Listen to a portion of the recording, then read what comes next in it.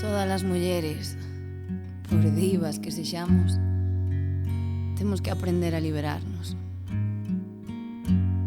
Este tema vai para nós.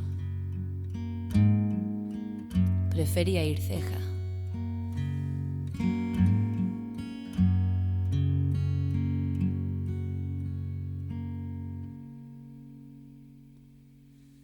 Eu no fondo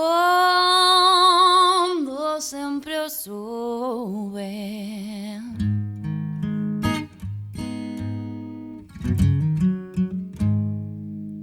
que ti as dos de querer de longe,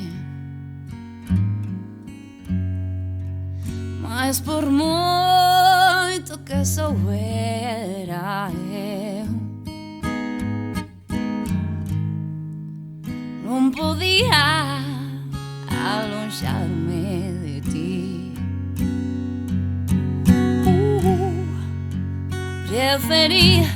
Prefería ir ceja meu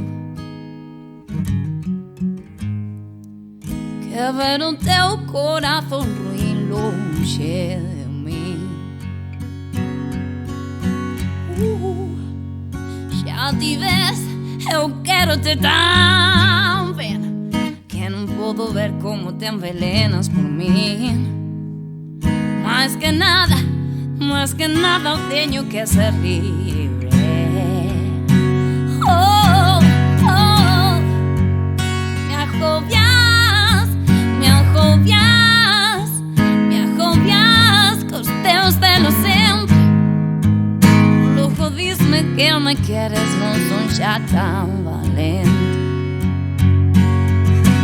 Oh, e afoguei o pouco alento que me quedaba, baby, chorando e bebendo e sorbendo e berrando lágrimas de licor café.